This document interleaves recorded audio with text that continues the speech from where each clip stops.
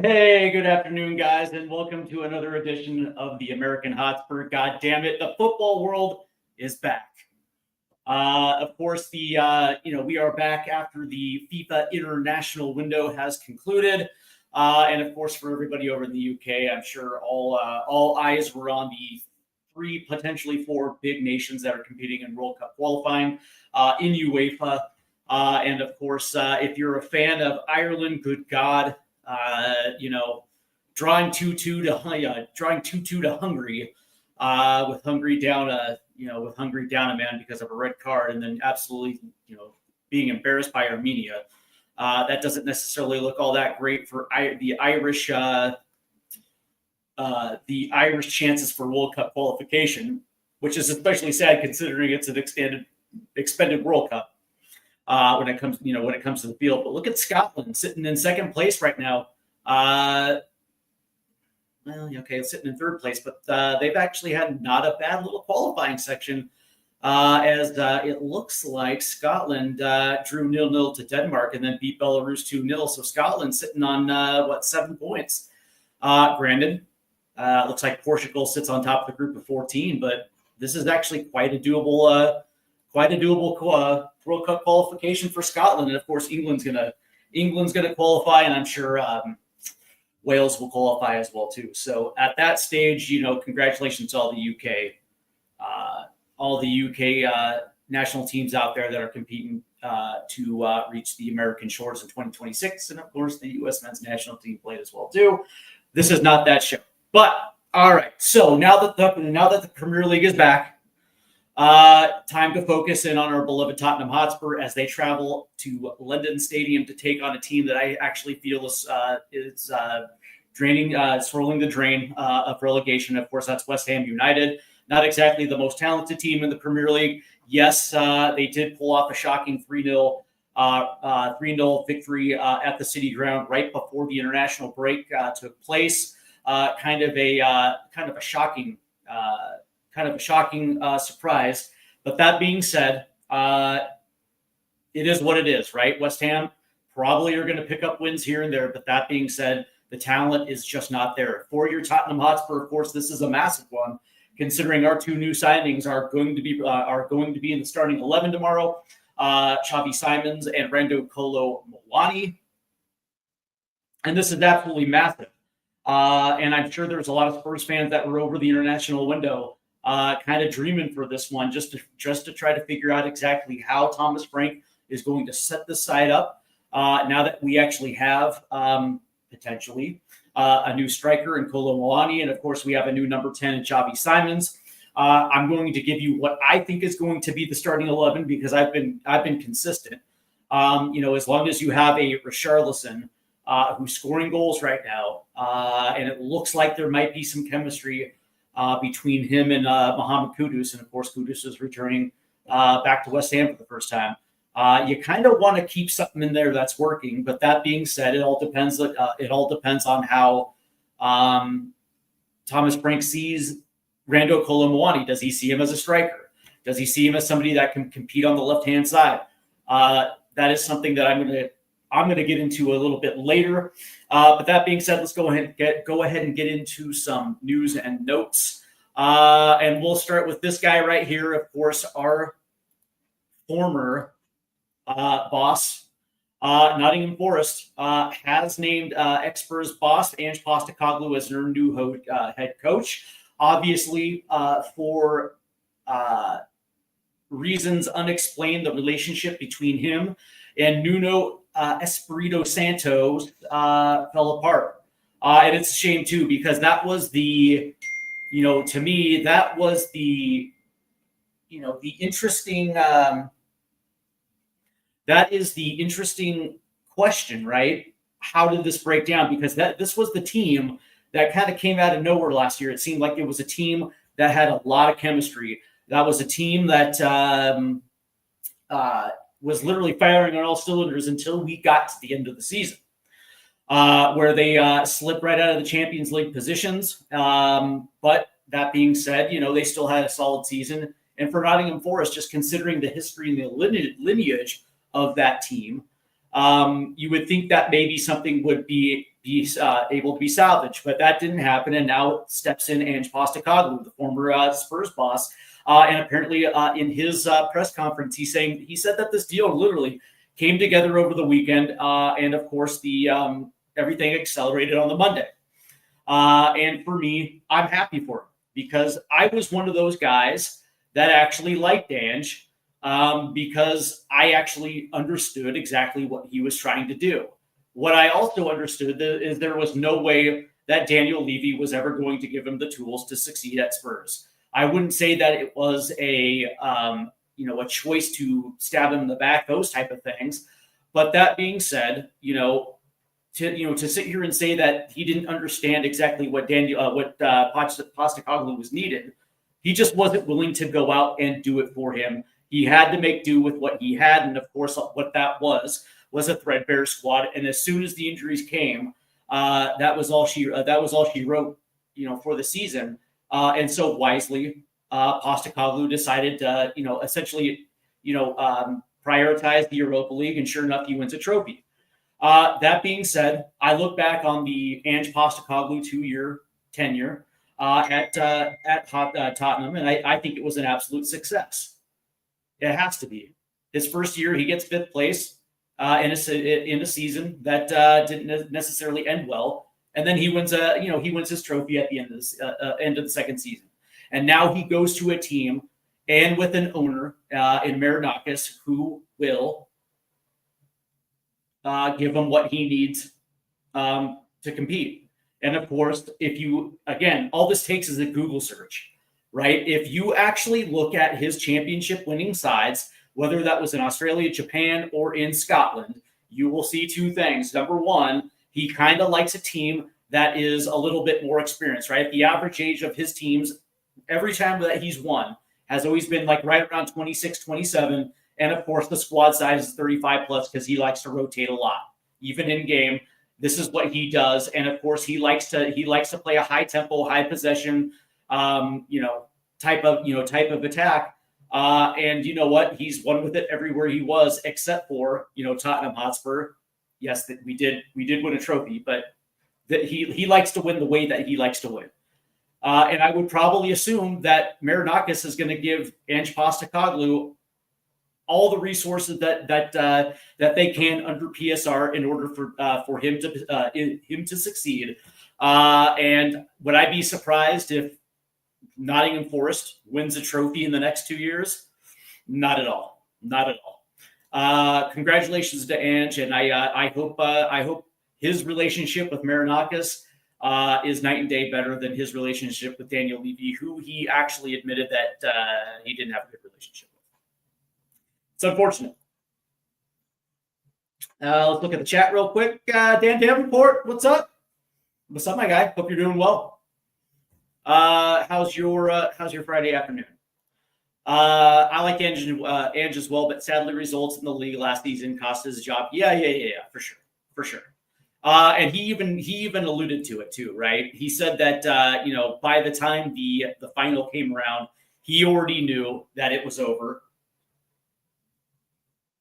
He said it without really even saying it, that he didn't want to ruin the celebration. He didn't want to ruin the final, but he knew he was done. And that's fine. And you're absolutely right. That is the cost, right? When you prioritize one competition and rotate, and when you prioritize and you rotate in the league, and the results are what they are. What's up, Dermo? Hope you're doing well, my guy. 3-1, huh? And Dermo can attest to this as well too. Like we were doing the in the second half of last season, we were doing a lot of those watch-alongs where every time when it came to the Premier League, it was just dreadful. Dreadful rotations, dreadful results, and yeah, that's going to cost you, man. It's going to cost you, especially when the Premier League is the bread and butter of the schedule. Yes, the domestic cup competitions matter. Yes, the Champions League matters. But that being said, the Premier League is the competition that matters. And when you rotate and act like it doesn't matter, there's going to be consequences. And he got him, man. He got him. Let's talk about Rodrigo Betancourt because apparently the Spurs are accelerating talks with Rodrigo Betancourt and his people on a new contract extension. Obviously, the Uruguayan international has 6 months remaining on his current deal, and apparently Thomas Frank really likes Rodrigo Betancourt. As a matter of fact, I think he went public with some of the statements that says that Rodrigo is one of his top players and one of the guys that he actually absolutely trusts in the midfield. And I think that's high praise coming from a guy like Thomas Frank.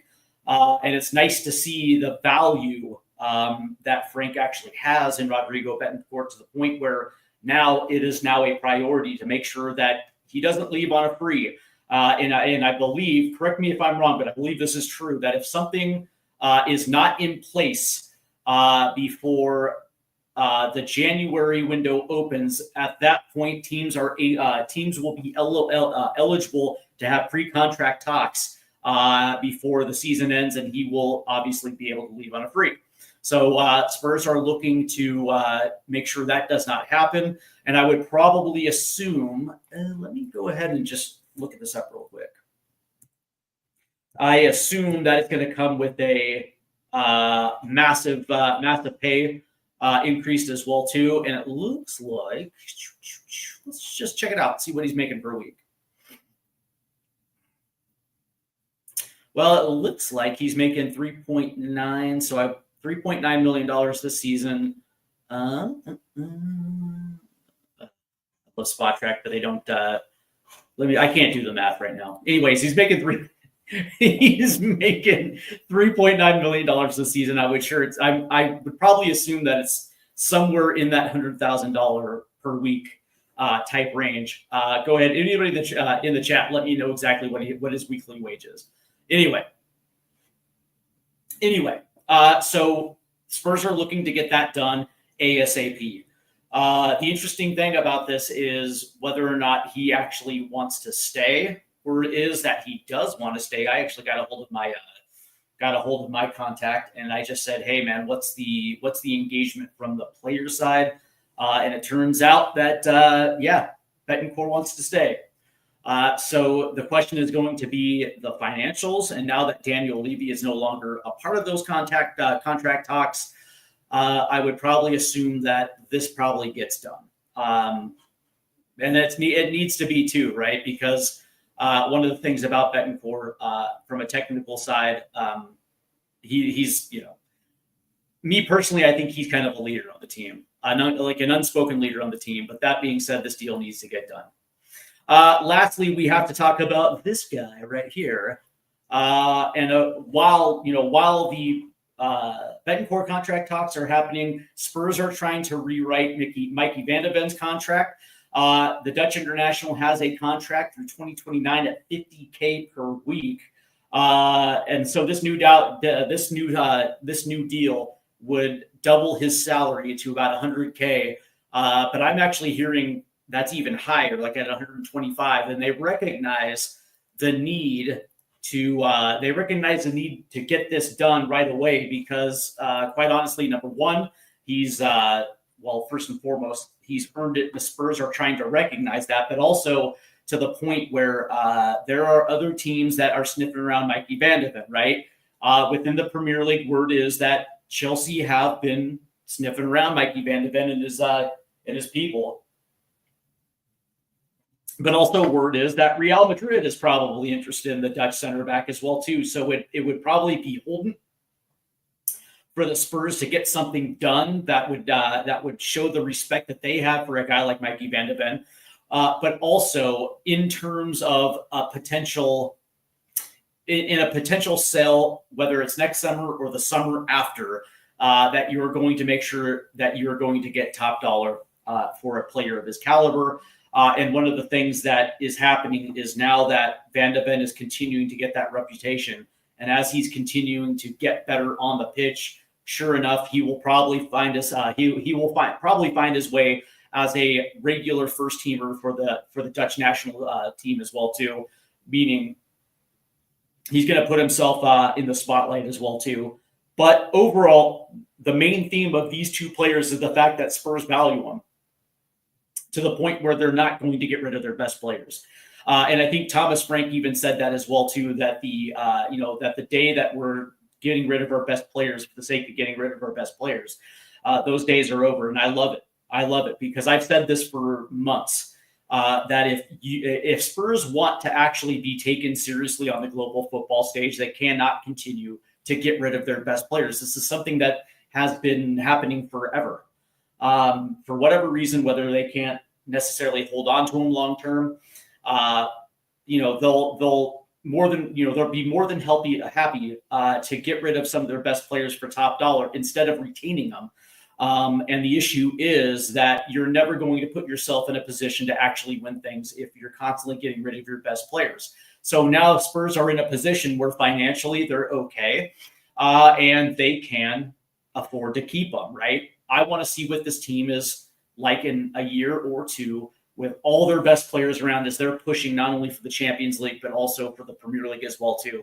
I have a feeling that the Spurs team within 2 years is going to be one of the more dominant teams in the Premier League. That's just my hunch. Maybe you guys feel different, but I look at this team as a whole, and I see a very, very, very talented team, a team that figured out what it's like to win on the European stage, and now it's time to figure out how to win in the Premier League, whether it's winning big or whether it's winning ugly, holding on by the skin of their teeth, whatever the case may be. There's multiple ways that you have to learn how to win in a league like the Premier League. And I would like to see this team grow together under Thomas Frank to a point where they're pushing for trophies, but most importantly, they're pushing for the top trophies because me personally, it's been way too long since Spurs have won the league, and I think it's overdue. That's just me. Let's see. Dan Davenport says, "Hey, Derma, hope you're doing well." Yeah, I'm sure Derma's doing well. We are not a great second half of the season. We were not great the second half of the season. Maybe Ange at Forest might be a better fit. Yeah, I think you're right. I also think that Ange kind of alluded this in his press conference with Forest, saying that him and Daniel Levy did not get along, and that was obvious, right? And if Ange had stayed for that third season, do you think we would have gotten the summer transfer window? Probably not. Probably not. And the same problems that had plagued Ange for his first 2 years would have continued into the third. And I guess from my standpoint, as much as I didn't like to see him go, I also can acknowledge that it was probably best for the club. And it seems like he's at a better fit too with Marinakis, because it sounds like Marinakis understands exactly what Ange is going to need to succeed. And it wouldn't surprise me if Forest in the next 2 seasons won trophies. That's all I'm going to say. I think it's a good fit. And by the way, I do believe that those two are going to be able to work together. And I do think his style of play will actually work. Dan Davenport says Kulu's contract needs sorting out. Hopefully that does get sorted out. Let me just find something real quick. Just out of curiosity. Let's see what this says. Dejan Kulusevski's contract runs out after 2027. So as of right now, yes, you're probably right. It does need sorting out, but they have a full year. They have a full year to sort it out. My guy, Nate Holloway. What's up, Nate? Good to see you, man. I love this, man. For those that are wondering what the RIFC stands for, it's Rhode Island FC of the USL Championship. I love the fact that Nate comes strong representing Rhode Island. And it just makes me happy, right? For those that want to know, the USL Championship is the second division in U.S. football. And Nate is a good, Nate is my guy, man. I'm glad you're here, Nate. Dan and Nate, yep. Then we have Peter Cahagius, man. What's up, Pete? Big Pete. Coming from Melbourne, Australia, man. I love it, man. I hope you're doing well, Pete. And good to see you, my guy. And then G Giant. Big up Steve Coys, West Ham 1, Spurs 3, Johnson, Polinia, Kudus, or Muani. Okay. All right, so let's get into it. And of course, Spurs will go to the London Stadium tomorrow. And of course, if you're here in the United States, and I'm sure it's going to be at 12:30 on Peacock. And of course, that's going to be a little bit later in the day out there in London. 5-hour time difference. But that being said, Spurs have not won a match at the London Stadium since Jose Mourinho was in charge. As a matter of fact, it was Mourinho's first match in charge of Spurs. So it's been actually quite a while since we've been able to actually get a win there. But what I will say is this is again something different. This actually has the feel of something different. For the first time, Spurs actually feel organized. And that's something that, something that seemed to be missing the last 2 years. And again, this has nothing to do with Ange Postecoglou. It just feels like Thomas Frank has a better grip of the talent that's at his disposal, right? The biggest part with me and Ange Postecoglou was the fact that it always felt like he was trying to fit a square peg into a round hole, right? And me personally, I just didn't think his system necessarily fit his players, right? But that's the difference between him and a guy like Thomas Frank.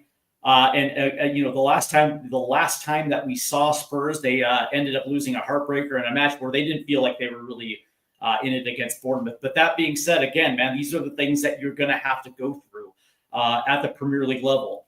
But this time, it's against a West Ham team that, quite honestly, is just not good. Outside of maybe Jared Bowen and outside of Lucas Paqueta, that is not a functioning football team, right? And say what you will about Graham Potter, he's got a style and a system in which he plays. But that being said, it comes down to talent. And one of the things that I look at are matchups, right? Like, where does West Ham actually have the matchup?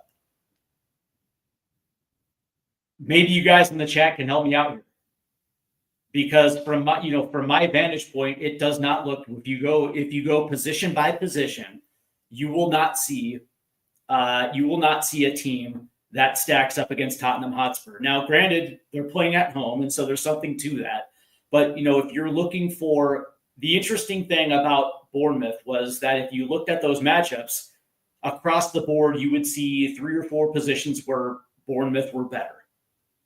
And of course, it was those positions that ended up controlling the contest for Bournemouth. And of course, once as the game got into the waning moments and Bournemouth sat back, Spurs couldn't break them down. Too little, too late. The time and place for them to get back in that one was 20 minutes before the half and the first 20 minutes in the second half to try to at least get that game even. And at that point, it was just too little, too late, right? The game was already in hand before Bournemouth kind of took their foot off on the gas, right? And so for this one, it's exploiting those matchups at West Ham. And me personally, I think when you look at how Spurs are going to attack, the advantages on the attacking side are far better than anything that West Ham can do to defend. I don't like West Ham's back line. I'm sorry. I'll just say it. There's a reason why I think they're going to be a relegation candidate. I actually wouldn't be surprised if they went down this year, which would make the London Stadium the biggest stadium in the championship. But the reality is, it's true. They just don't have talent. And because of their PSR issues, they couldn't necessarily bring in talent, which is why they had to sell off a couple of other players. The interesting thing is, Xavi Simons is going to be the 10. So even in the counterattack, so even if Spurs press high and win the ball back high, having a guy like Xavi Simons as the first touch is going to allow guys like Randal, Kolo, Muani, Mohamed Kudus, and Richarlison to be able to attack channels where otherwise they probably wouldn't. That was the biggest discrepancy in that Bournemouth match, was the fact that we just didn't have a 10. We didn't have a 10 that was actually world-class on both feet. So off the half turn moving forward, the ability to draw defenders before making a pass was something that we didn't have. And this is no disrespect to Pap Sarr. I like Pap Sarr. But he doesn't have the type of quality that a guy like Xavi Simons has, right? But also think about the buildup as well, too. What do we do well? And now that we have a guy like Randal Kolo Muani through the door, the question is how are we going to use him? Is he going to be a target 9 or is he going to be on the left? I actually wouldn't mind seeing him on the left and allowing him to make those runs forward, because if we are going to play it from the back and play balls forward, I'd rather have his pace and physicality off that left-hand side crashing into the box. I think it's actually kind of better. I think it actually spaces back line to the point where it's going to allow Richarlison space to move. It's going to allow Xavi Simons to crash the box. It's going to allow Mohamed Kudus to drift to the far post. The question is whether or not he has the ability on the left-hand side to play balls in. That's something that I just don't know, because I never have really seen him there. Allegedly, he can play there. That's the word. Allegedly, he can play there. But that being said, if you're looking on both sides, Lucas Paqueta, Jared Bowen, that's their attack. And we have the talent. We have the talent to make sure that they're not able to play direct. That's their gift. They can play direct. That's how they beat Nottingham Forest, because they were quick and they played direct and were able to get 3 goals. The interesting thing, though, is it's going to be obviously the back 4. Pedro Porro on the right, Van de Ven and Romero, and then, of course, Jed Spence off the left, coming from his first international call-up. Congratulations, Jed. Well deserved, well earned. And then, of course, it's going to be up to Paulinho. And I would probably assume, now the question is if they're going to be playing 4 in the back with a double pivot, and if they do, who's going to be playing next to Paulinho? Is this going to be Rodrigo Betancourt? Or is this going to be, like a double pivot with 2 6s? Personally, I would probably think that it's going to be Betancourt, because defensively, he's rock solid. But that being said, he's also good moving forward as well too. If the ball gets turned over, he can start the attack off the half turn and move forward. So I would probably assume having those 2 outside the 18-yard box as the first line of the defense, not allowing a dude like Jared Bowen to run through the channels. I would probably assume that makes the most sense. But would it surprise me if all of a sudden we played in 3 in the back? I wouldn't mind. Let's see. Let's see. So it sees Derma says that Dele set up for the goal for Harry Kane. If I was right, I think you might be right. I think Sonny scored in that game too. If I think I'm right about that one. Audio Artisan, what's going on, my guy? I'd only take Brown and Paquette off them. Yeah, that's kind of where I'm at too. I think Sarr could start as an 8. His interceptions and long logs might be handy for this game. You know what the interesting thing about Sarr? The best thing that happened was Xavi Simons coming in to play the 10, because now it allows you to deploy Pap Sarr correctly. If you want to bring him in, for instance, if we're tied in the 60th minute, you can bring him in for a guy like Rodrigo Betancourt, and now all of a sudden you can attack a little bit higher with Xavi Simons, and that is going to allow better runs, better overlapping off that right side.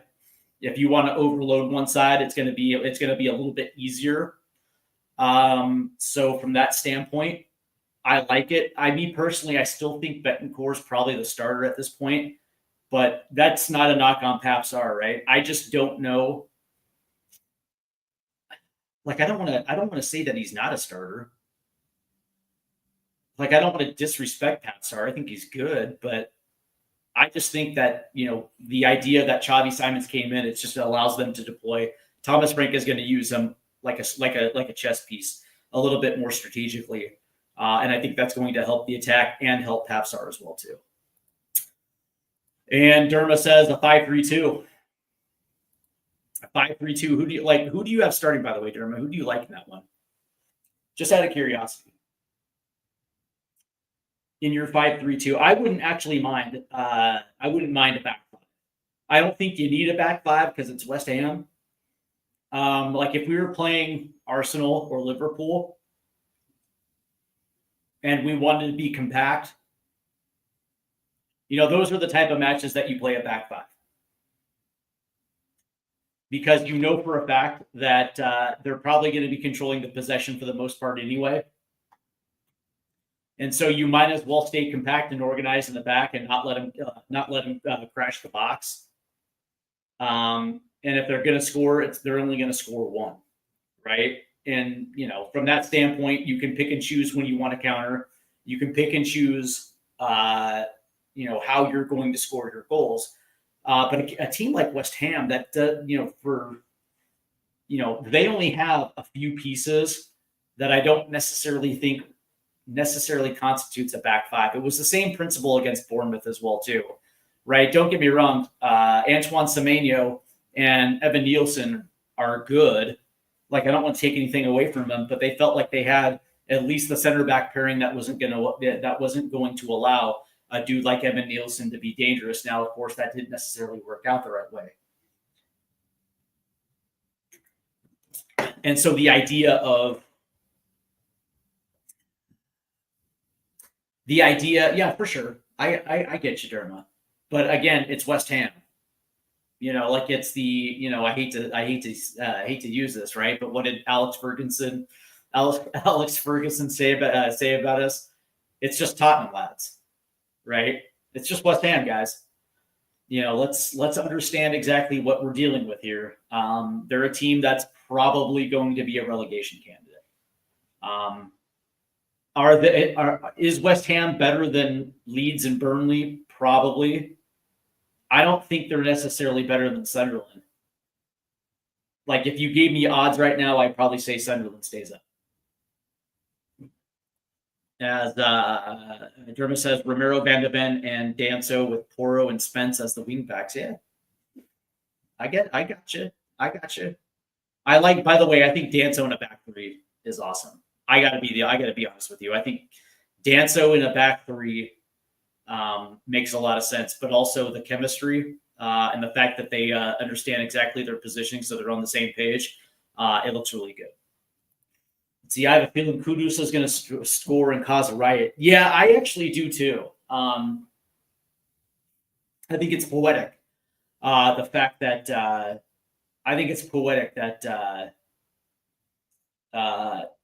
all of a sudden this match is happening now, right? Where Kudus has an opportunity to go back to the London Stadium and remind them why they got rid of him, right? And I think that he's probably motivated to have that type of match, but I also kind of want to see him mix it up, right? Does that mean like a shoving match? Maybe after a hard tackle, you would probably assume that the person who's responsible for manning that left side probably is going to have probably has a stick up his butt, wanting to have a good game. And so it's going to be interesting to see that that battle off the right side there. Me personally, I don't think it's going to matter. I actually think Kudus is going to cause problems off that right side, and I wouldn't be surprised if he scored a goal, if not two, or at least scored a goal and then assisted on a couple others. That would be ideal. We never do well at West Ham. For them, it is their cup final, and away they're only. They only want to play with their bubbles. Yeah, but that's the thing, right? Me personally, I think after the Bournemouth loss and then having to wait 2 weeks to get back, I would wonder whether or not there's motivation from Spurs. That would be that for me would be the question. Because I don't know, man. The way that I look at it is I look for matchups and I look at pairings on the pitch. That's how I look at that. That's how I look at every single football match, right? What are the matchups at key positions, and who are the partnerships in the pitch that have the potential to take matches over? West Ham doesn't have me. I'm sorry to say it. Like I've seen West Ham twice this season, and they're just a jumbled mess. I think they just got lucky I think because of the turmoil at Nottingham Forest, and I think the stress. I think the stress of what was going on at Nottingham Forest. I think that was obviously something, something leaked into the pitch to the point where it looked like the players were playing tight, and West Ham took advantage of it. But that being said, that doesn't mean they're a good team. That just means they picked up 3 points in an early season match. And I would assume that when I look at the partnerships on the pitch for Spurs versus that of West Ham, when I look at the skilled positions, we're just better. Maybe they have the edge at striker. Maybe Jared Bowen's better than Richarlison. Cool. But we're better everywhere else. There should be no excuse that we don't score at least 3 goals in this match. G Giant says Danso is underrated. Yeah. Yes, he is. Again, Dermot brings up something that I guess we should talk about, the potential to play 5 in the back and using wing backs. One of the advantages is that you keep your width as you attack, especially with a guy like Pedro Porro that's bombing up the right-hand side, and a guy like Jed Spence up the left, because they're not inverted, right? So they essentially hug the touch lines as they're moving forward, which means that a back line has to spread itself out in order to cover those spaces, right? Which leaves them vulnerable for central area runs, right? That's the beauty of attacking with essentially 4, because you keep your width, which means a guy like Pedro Porro becomes even that much more important because his ability to cross into the box. And he's one of the best. He's one of the best on the team when it comes to that. Playing in the back 4 has kind of neutered that, because he hasn't necessarily played forward as much as like I would want him to see. So there is a value to playing it. The question is, like, is that defensive coverage necessary for a team like West Ham? I don't know. Like, I'm not a big West Ham guy. No disrespect to those. No disrespect to those West Ham supporters out there. But ever since you guys moved into the Lennon Stadium, no, I'm not going to get into that. But let's see something real quick. Yeah, West Ham's currently in 16 place on 3 points through 3. Only Newcastle and Fulham are a little bit worse. Although, Newcastle and Fulham at least got a draw. West Ham got a win, but whatever. And then it's, Fulham, Villa, and Wolves currently at the bottom, but that's not going to continue to stick. Leeds has got 4 points. Great googly moogly. And Audio Waterson said Kudus versus KWP. Yeah. Exactly. Exactly. Is that where Kyle Walker-Peters landed at West Ham? Great googly moogly. But the interesting thing is Spurs right now are sitting on 6 points. The win tomorrow will take them to 9, which puts them within the top 2. And there's my guy. What's up, Luke? My guy, Luke, man. Spotlight on Spurs. Good to see you, my guy. Then we have Derma says, question, Steve. Do you think it a new time for Spurs after Levy left, or is it Enoch to blame? What do you want to see in January? Question to you. Do you think it's a new time for Spurs, or is Enoch to blame? Is Enoch to blame? Like, I'm curious about what you mean. What is Enoch to blame for? Are you asking? Do I think that is Enoch going to hold this team down? I definitely think it is a new day with Tottenham Hotspur. It sounds like there could be a potential for a takeover as well too. I know that the reports that the Qatari-owned ownership group that currently is in place at PSG wants to have talks with ENIC. But that being said, the whole nexus behind ENIC Levy's the throwing Levy out was that they want to finally, like, apparently ENIC wants to kick on without Levy, and they want to be the be the ones that are going to be responsible for the next era in Tottenham football. Now, I would probably assume what's going to happen is there's going to be a takeover.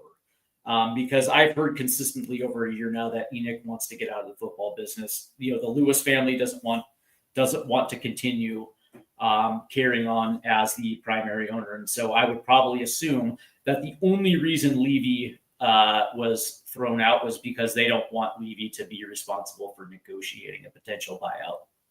That's my take on it. As far as the January window, if this summer was if this summer was any indication of what's to be expected, then yeah, I would probably assume that we're probably going to get the players that we need. Now, time will tell what those positions are, because allegedly we just kind of upgraded the striker position. So technically speaking, the left side needs to be filled. It's going to be interesting to see exactly what Thomas Frank does with Randal, Kolo, and Muani. Does he keep him up top, or does he move him to the left? Me personally, at least it fills the position for now. And if for whatever reason Richarlison goes down, obviously Dominic Solanke is not going to be playing this week against West Ham because of the ankle injuries. So, there's going to be a question of, how is that position right now? I don't know, man. It's hard to tell, right? ENIC has been a team, has been an ownership group that allowed Daniel Levy to be a chairman for 25 years. Now, granted, in that 25 years, Spurs went from a mid-table mediocre team into a financial behemoth, right? The Deloitte Money League has Spurs as the 8th richest team in the world. The cockerel logo is known around the world, and they have revenue streams from everywhere. On top of the fact that Levy got a new training ground built and he got a new stadium built. Clearly, Tottenham Hotspur is better when he left it than when he took over back in 2000, 2001. So from that standpoint, you would say that, ENIC did a good job in that regard. But that being said, 2 trophies in 25 years is not good enough, right? So I would probably assume that if ENIC is true to their word, that, yeah, we probably would see something spectacular in January. But that being said, I guess we're all going to have to wait and see. That would be my statement. But that being said, it's like, depending on where we're at in the table, obviously that's gonna determine what we're gonna do. Me personally, like when I look at the Champions League draw and I look at the schedule, we should be in the knockout rounds. At the very least, we should get through the league phase and be in a position where we're starting. We're going to start taking on some of the world's best come January. But we'll see, man. We'll see. Do I trust ENIC? I trust ENIC to do what's best for ENIC. That's what I'll say. But that being said, I think the Spurs fans got what they want. Daniel Levy's gone. And I know, Derma, I know that you probably were happy when that news came out. But that being said, man, I'm looking forward to tomorrow, man. I really am. And the reason why I'm looking forward to it is because this seems to be like a new Tottenham Hotspur to me. Thomas Frank has his players believing And I thought he was the right guy at the right time to come in with this group after the trophy and to let them know that they're capable of winning bigger. And I would probably assume that there's a bad taste left in their mouth after Bournemouth. And getting back on track against a team like West Ham, heading into the Champions League is something that they absolutely need, right? They want to go into the Champions League with a tremendous amount of momentum. And it's not just beating West Ham, it's doing it convincingly, right? So we're talking like 3-0, possibly 4. The question is what has training looked like over the course of the last week with Xavi Simons in that role? How quickly has chemistry developed between Xavi, Mohamed Kudus, Richarlison, and Randal Kolo Muani?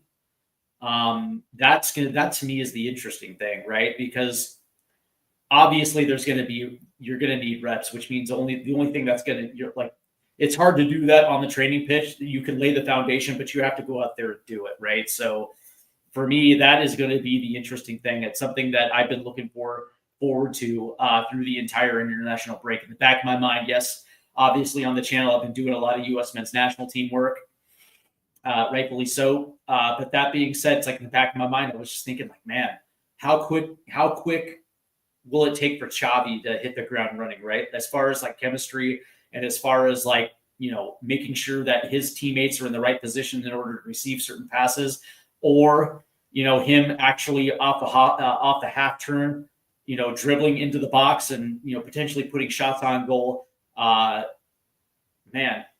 like you guys don't seem to understand exactly how awesome that signing is, right? Like I've been watching Xavi forever. At the international level, and of course with Red Bull Leipzig, is like, this dude is just class.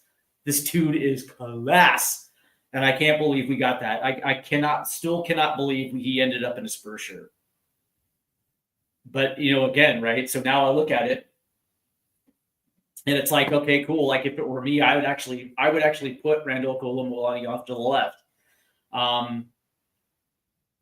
because the dude just has a knack to find the goal, right? I don't think it necessarily matters, right? Like where he's playing, he has the ability to tilt the field.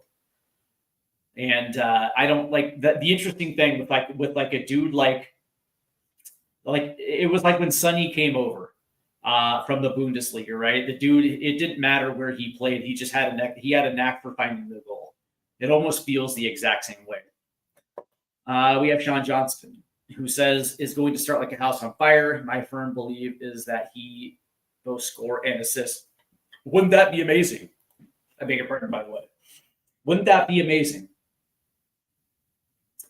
Again, yeah, I have the same feeling as well too. Like this would be like the ultimate like welcome to Spurs moment, right? Where it's like first 10 minutes on the pitch, and all of a sudden, he's got a shot on goal and he scores. It's going to be something where Spurs are going to press and throw numbers forward. West Ham is going to do something stupid and rush a pass. It's going to get picked. Ball's going to go to Xavi. He's going to play it up the left side to a dude like Kolo Muani, who is immediately going to make a touch because Xavi has made a run. And then the ball goes right to Xavi, and he puts one past for keeper. 1-0, and we're talking like within the first 10 minutes. And then we hit the ground running. That's my dream. That's my dream, at least. By the way, how important is it for this team to score early? Take the crowd out of it, get momentum early, go into the break up 2-0. I would probably assume that's part of the game plan, right? You cannot allow West Ham to build their way into the match. Like this thing has to be put away by the half. Under no circumstances can you allow them to hang around, because that's when mistakes happen, and all of a sudden now you go from a definite win to a draw on a match where you probably should have just essentially just walked away from it, ran away from it. Visualize it, and it will happen. Yeah, the harness of the power of positive thinking. Absolutely, you harness that chi. Harness it, Sean. So yeah, like I look at this, and again, I can't see an advantage on the pitch where West Ham is better. Even at striker, like Jared Bowen's good, but understanding that the only other player that's capable or on his level is Paqueta, I would probably assume that we're probably going to do our best to take Paqueta out of it and make a guy like Bowen beat us, right? And I think our defense is just too good. The reason why Bournemouth was able, the only reason why Evan Nielsen was able to do that because they did it early. They did it within the first 5 minutes and caught us napping. Had that match proceeded into the 20th, 25th, 35th minute, and it was still dry, it was still scoreless, I would probably assume that doesn't happen. That's just my take. But that being said, I personally feel that this thing is going to be 3-0 tomorrow. I think Spurs fans are going to walk away and seeing something and see the first steps of what a capable attack looks like. Something we haven't seen since the Poch era. Like if you remember that attack in 2016, 2017, which was the best Spurs regular season this club has ever had points wise, that attack was unbelievable. Dude, I think that team scored 85 goals on the season. It was some ridiculous amount of goals, right? It's the building blocks of having something like that. These are the games where you build towards something like that, right? And then in January, if things work out our way and we're still within the top 4 come January, I would probably assume that we bring in somebody else to complete this attack. You know what I mean? If we finally actually get a left winger that can play and bring that type of intensity of a guy like a Mohamed Kudus on the opposite side, and then you can actually play Randal Kolo Muani as a striker for the second half, and you have a guy like Xavi, and of course Kulusevski's coming back as well too. So there's going to be rotation. The sky's the limit at that point. Yeah, dude, dare to dream. Dare to dream.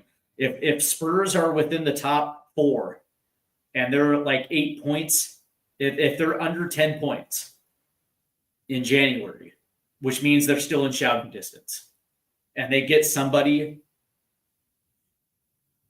that is, I guess you could say, the equal to or better than a Mohamed Kudus on the opposite side, and you can move Kolo Muani to his natural spot, and you have a guy like Xavi, and Kulusevski's back.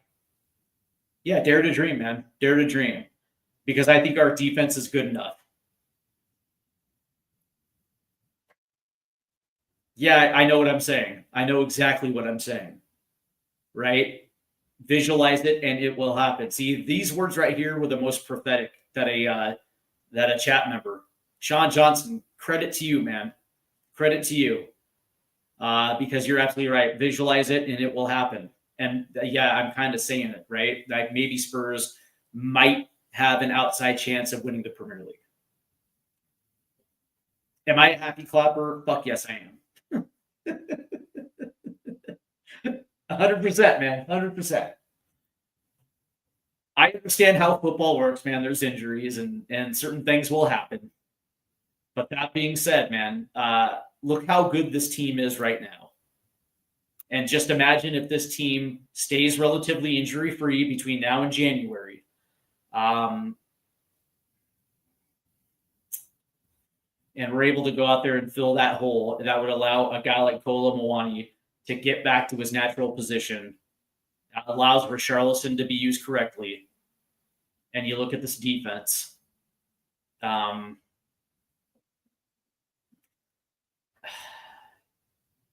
Tell me why couldn't we? Because we're Spurs, that doesn't make any sense to me. Sean Johnson says they have 2 good players, we have 11. Yeah, we should win 99-10s out of exactly. Like I don't put any weight I don't put any weight to the fact that it's West Ham and it's their derby. It's like, yeah, okay, cool. But that being said, we're the better team. And Sean echoes me and says, yeah, me too, bro. Yeah. That's like, look at the schedule. Look at the schedule. It does not even become remotely difficult until November.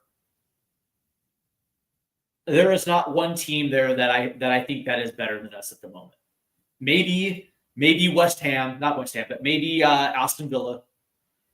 Just because they're coached. Unai Emery is a very good coach. They're really coached well. They got quality. But that being said, we also play well at Villa Park. That's one of the places where I actually feel comfortable with this team. But outside of that, we don't once the calendar switches to November, then we get the Chelseas and the Liverpools. Yeah, we're probably going to be playing 5 in the back, man. I would probably assume that's how we're going to play. And this team actually happens to play really well without the ball too.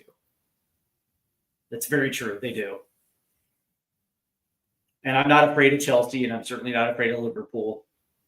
Not afraid of United, not afraid of Arsenal.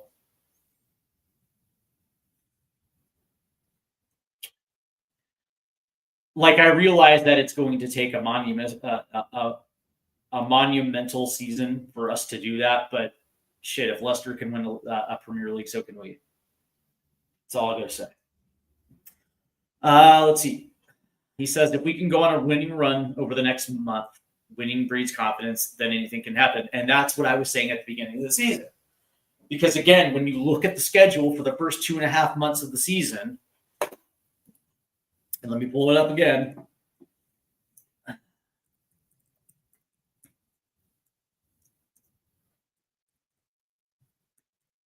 Let me pull it up.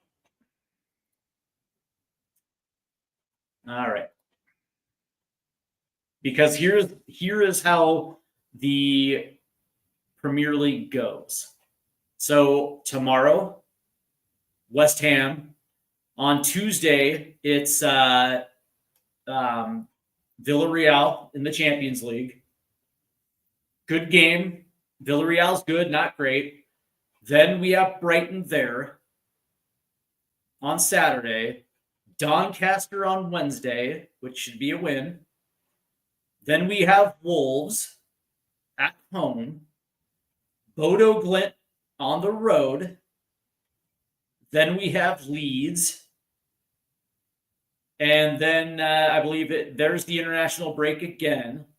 We come back home against Villa. That's all right. We weren't at Villa Park. Then we have Monaco a couple days later there. And then we have Everton. And then that's the end of November. Excluding the Champions League and the third round EFL Cup match against Doncaster, it's West Ham, Brighton, Wolves, Leeds, Villa, and Everton.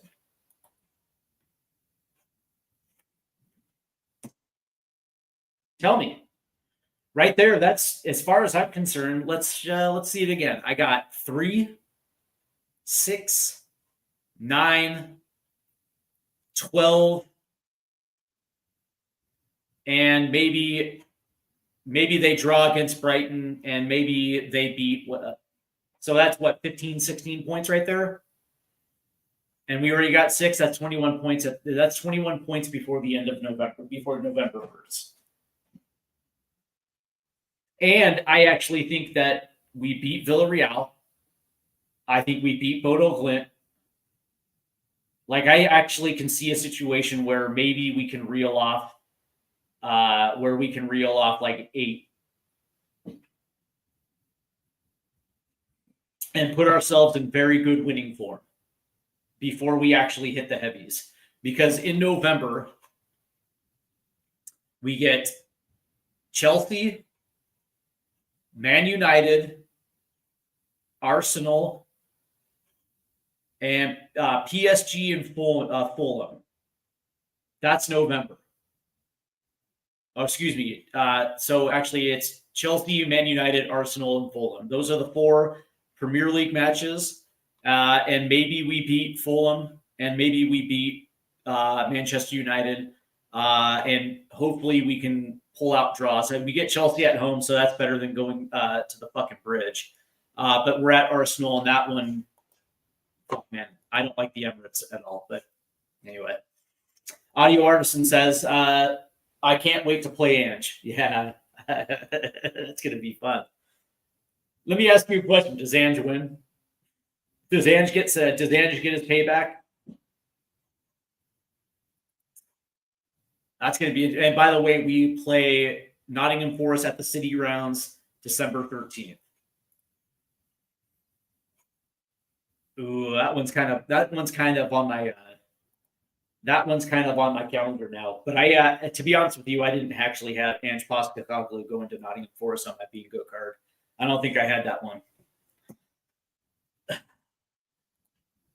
Says we could win every single game between now and December. Imagine that.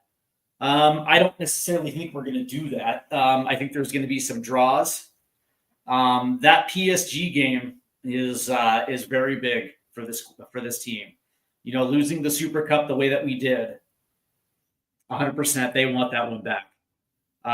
Going to the Parc des Princes and beating PSG on their turf, man, that would be storybook. The run looks good on paper. Yep. Yeah, and that's where I'm at, man. That's exactly where I'm at. Again, there's a lot of variables when it comes to the Premier League season, but I actually look at this and I think to myself, well, the first thing is rotation. I would probably assume that he's got a plan. Thomas Frank has a plan when it comes to the League Cup, that match against Doncaster, and I would probably assume that there's a plan in place against Villarreal as well too, right? Which is why I'm very happy that Xavi came in, because it's going to allow, for instance, Pat Sarr to potentially get those minutes in the Premier League, in the Champions League as well too. And I would probably assume that Randal, Kolo, Muani. Would it be crazy to think that in the Premier League, Kolo Muani plays on the left, but in the Champions League, he's a striker? And then we'll try to figure out something on the left, whether it's Matisse Tell or maybe it's Wilson Odobert somewhere over there, or maybe even Brendan Johnson.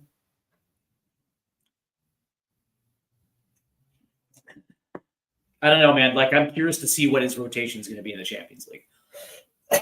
Excuse me. Audio Artisan says, I think Frank gets some revenge on Big Ange. Yeah, because that's right. That's right. Because Thomas Frank didn't beat Ange. That's right. You're right. Yeah, maybe I'm just an Ange guy. I'm a big fan of Ange Postecoglou. I have watched him since his Japanese days, and I do remember when he was the head coach of the Australian national team when they won the Asian Cup, right? So even at the international stage, man, that dude was winning trophies. It's just it's unreal.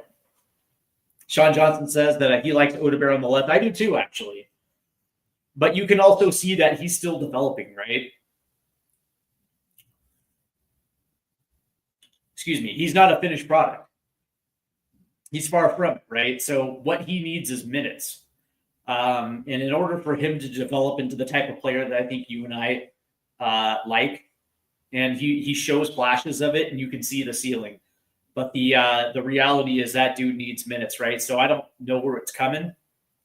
But I would like to see a guy like Odobert get minutes, man. Whether that's in the EFL Cup or whatever the case may be, the League Cup, I don't know, whatever. That's fine. Against a team like Doncaster, I think he probably would do very well. But that being said, right, it's that momentum as well too, right? So good play begets good play. And it has to start somewhere, but the foundation for Odobert is there. with Xavi and Muani, and Kudus can play 1v1 before them. Oh yeah, before them. Yeah, absolutely, absolutely, right. And we saw that a little bit, right? Now we didn't see it in the. We didn't necessarily see it. We actually did see it a little bit in the City match. You can started seeing defenses were trying to City was trying to overload a little bit on the right, but once we scored the first goal, they couldn't necessarily do that because we were actually playing a little bit more centrally. And so inevitably, he actually had some moments, but against Bournemouth, they literally took him off the park, and unfortunately, it just didn't play to our advantage. Like you saw exactly what Andini Areola was trying to do, and he did it well. But the thing with Xavi is now defenses can't overload to one side. You're going to have to pay attention to them. And same thing with Kolo Muani, right? The interesting thing, though, is with Randal, Kolo Muani, and this is going to be key, right? Because if they play him at striker and Brendan Johnson continues to get run out on the left, it's going to allow Brendan Johnson to almost be able to drift to the post unmarked because nobody's going to be paying attention to Brendan. I've been thinking about that as well too. Like what's Brendan Johnson's role in this Xavi Simons, Randal Kolo Muani saga? This soap opera of good players that all of a sudden are wearing Spurs shirts. Because the interesting thing about it is like he almost seems to be that quiet ghost that doesn't make any noise, and yet all of a sudden he scores. He scored 17 goals last year or whatever it was. Or he had 11, I can't remember. Anyways, he scored a lot of goals last year, was our leading scorer. But the issue for me, though, is that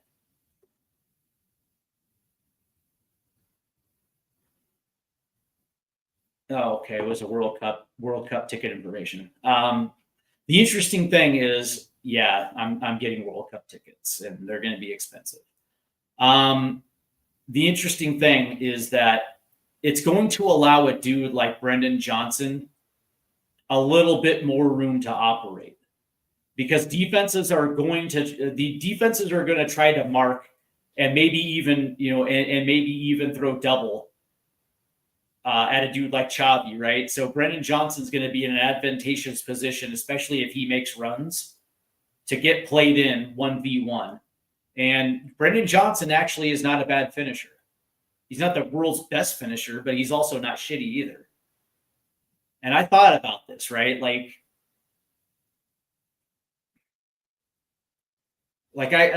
everybody just seems to assume that Brendan Johnson's probably not going to be involved. And I'm like, yeah, well, wait a minute here. Because if Kolo Muani is playing striker and there's a rotation up top, and they have Xavi Simons playing the 10.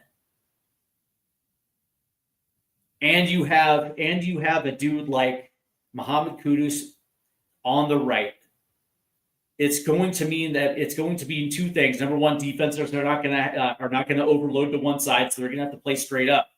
But as soon as a dude like Xavi Simons moves or makes a run, defenders will shade to cover the space to make sure that either A, shot gets blocked, or B, he's not allowed to make those runs, which means a guy like Brendan Johnson literally can float to the far post untouched off the left-hand side because nobody's watching him. And that's how Brendan scored in the league final. Nobody was goddamn watching him. Let's see. Front six tomorrow, Bergvall in the 6. Let's see. Sar in the 8, Xavi in the 10, Odebear left, Kudus right, Muani up front.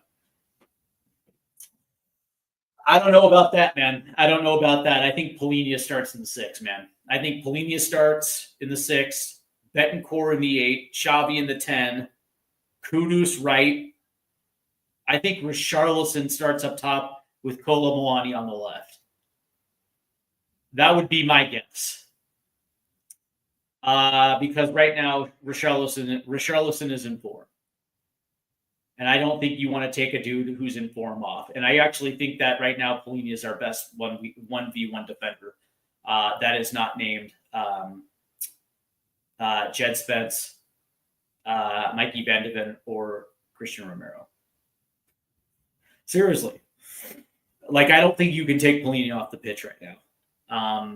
I think Bergvall plays a role. I really do. I think Bergvall definitely plays a role tomorrow, but I don't think he starts at the 6. I think Polini is definitely going to be in the 6. Polini and Betancourt save for Villarreal, maybe. Or Polini and Betancourt start, and in the 60th minute they come off for Bergvall and Sarr, and then you still save him for Villarreal. With Frank comments about Richie being the striker, I feel Muani will be played out left mostly, unless tactically adjusted for certain games. I agree. And that's the thing, right? I don't think Kolo Muani was being brought in to play striker yet. I think that is going to be fleshed out in January, because I do believe they're gonna pick up a left winger in the January window, right? And it's like I said, man, especially if this team is within 10 points and they're in third, fourth place, and they're right there, where they could potentially make a second half run, where you could allow at that point Kolo Muani to move forward as the primary striker. I think until then he's playing on the left. And again, what's interesting about it is, like, I made the comparison to Sonny when he came over from the Bundesliga. He was playing out left, but it didn't matter. He just had a knack to find goal, whether it was with his runs or whether with his ability to shoot from outside. That dude found the back of the net, and I just have a feeling that Kolo Muani is kind of the same type of player. Maybe not identical, but I don't think it really matters where you play him. Kolo Muani will find the back. Adrian, Spurs diehards TTID, and of course, in about 45 minutes, Adrian and Drew, my good friends, the Spurs diehards TTID will be going live, and of course, I will be on their panel tonight. Drew, good to see you. Hope your week has gone well, my friend. We have Sean Johnstone, Polina. Yeah, so here's but again, it works the same way, doesn't it? Where it's like you can still play them for 60 minutes and they're still going to be ready for Villarreal. I don't think this is the situation where you would have to wrap them in cotton to protect them. I think those guys are ready to play tomorrow, and especially for a guy like Polina, where the injury history is actually real, because last year he spent a bulk of it injured for Bayern Munich. So maybe there might be something to that, but again, right? He's your best defender, one of your best defenders, and he actually has to be on the pitch tomorrow. But that being said, you can still make sure that there's plenty left in the tank for Villarreal. For instance, let's just say Spurs score 2 before the half, and for the second 45, then maybe you can play Bergvall. There's going to be plenty of opportunity for them to rotate correctly and make sure that Polinia's legs are going to be saved for the Champions League. But points taken. Put $10 on BJ to be our top scorer again. Yeah, wouldn't. What's so funny is, like, you can't hate Brendan Johnson. That's the funniest thing. It's like, is he my favorite player? Not by a stretch, but he scores goals. And at the end of the day, what's the whole point of this? To score goals, win games, and win silverware. That's the end result of this game that we love and play, right? So, Brendan Johnson just scores goals. But that being said, it's like he's kind of that decoy guy, or he's the guy that is going to find his way to the back post because everybody's going to be so keyed in on Kolo Muani, or they're going to be so keyed in on Kudus and Xavi that Brendan Johnson's going to be in a position where all of a sudden, he scores the third goal or something like that, right? It's going to be interesting. Would love to see Ademola Lookman in January is their new left winger. Yeah, I don't know. I don't know about Lookman. I know that we tried to pursue him. We were trying to get him on loan. Didn't work out. Like I was thinking for that left side, I would like two through the door. I actually want another youngster through the door to compete with Matisse Tell and Wilson Odebear. I think that kind of competition would force any of those three to raise their game, to be in a potential backup situation. But that being said, Lookman, I don't know, man. I don't know. Do you think? By the way, do you think Lookman played well in Serie A last year? I'm just curious to know what you feel like.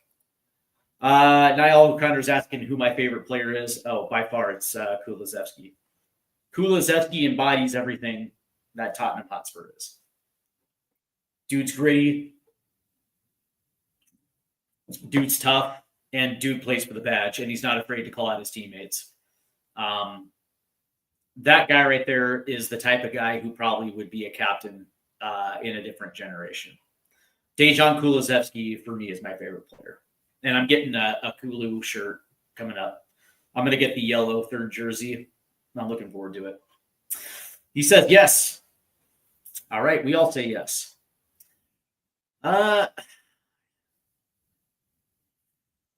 Who did I want through the door as that left winger? Semenyo, that would have been cool. Obviously, Christian Pulisic. Yeah, that's right. Got to show some love to the Stars and Stripes. That being said, I'm also biased because I just love the kid, and I think he would be an awesome addition, and we can actually rid himself of AC Milan. But that's a pipe dream. But that being said, man, I think it was Semenyo. I had who was the other guy? I forget. Doesn't matter.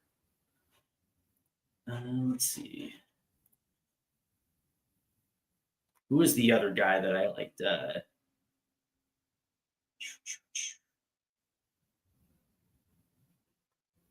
Oh yeah, Morgan Rogers. Hold on, real quick. I'm looking over that. I'm looking over with my contact here.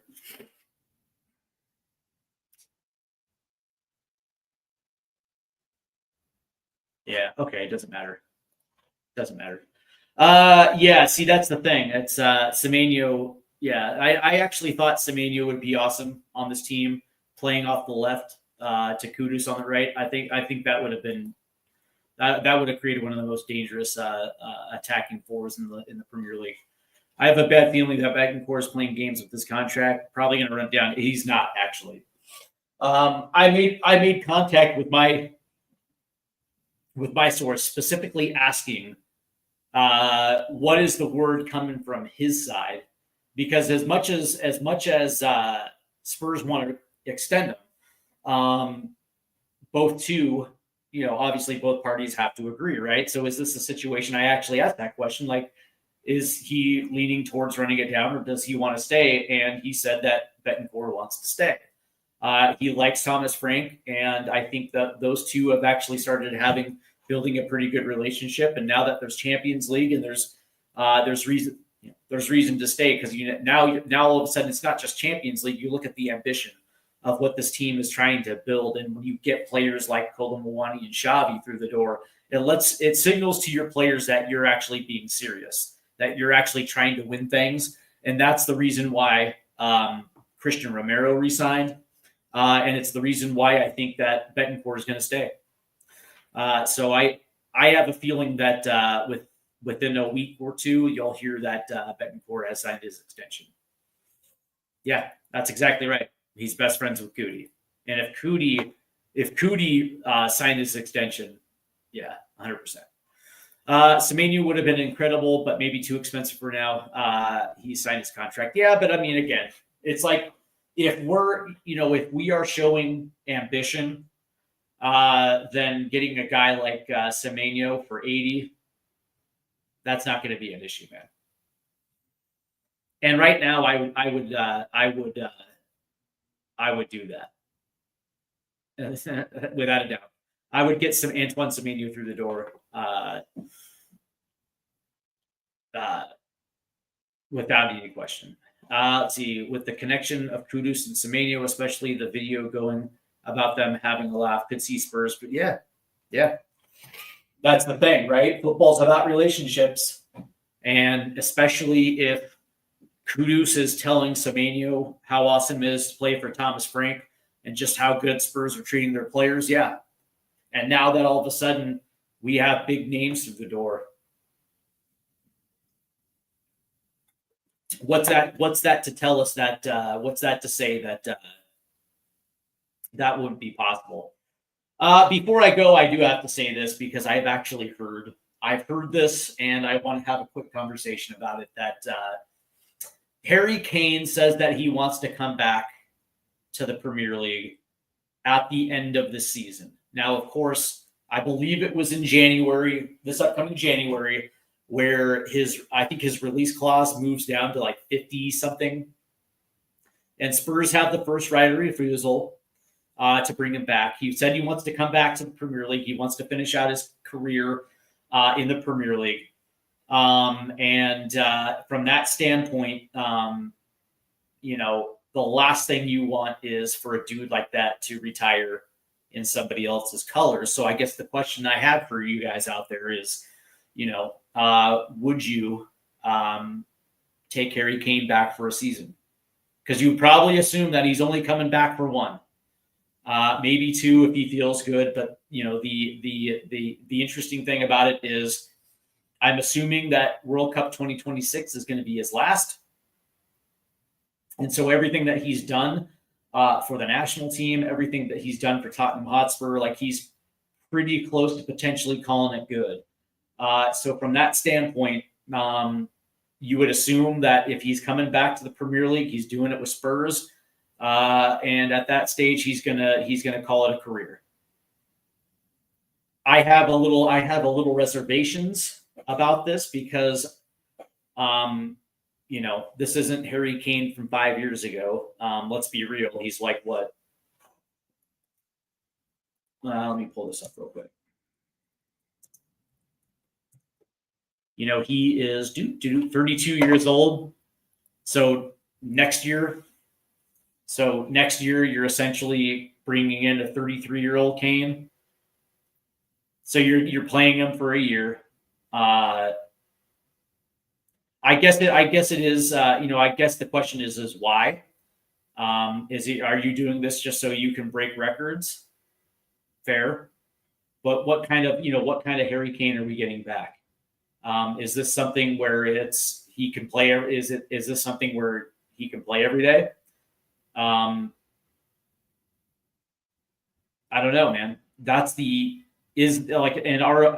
other question is, are we getting that Harry Kane back, the guy that was an absolute killer? Sean Johnson says he'd take Kane back all day, every day. Okay.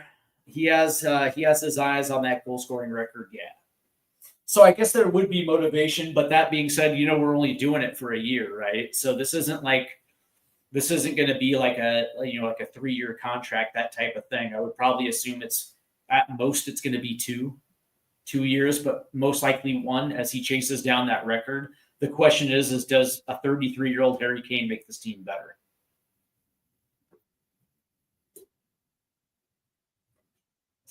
That's a good question. I mean, right now, judging off the performances of Bayern Munich, I'd probably say maybe. He says, sell Dom and Richie, bring Kane back. The young Irish striker can back him up, or Linkshire, or maybe Tell. Yeah, that's right. We get Mason Milia in January. They think Mason is probably going to be that next dude, but we'll see. But that being said, it's like, okay, well, yeah, we have Dom and Richie.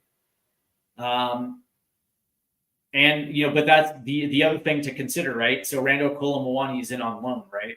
So he's gone after the season.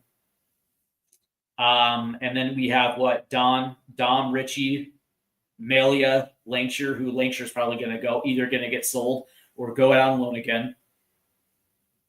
I don't think Tell's good enough for the Premier League. So you probably have to keep one of Dom or Richie if you don't bring back Kolo Muani. But also, what's going to happen if you bring in Harry Kane? What are you going to do with Kolo Muani? That dude's probably going to play every day.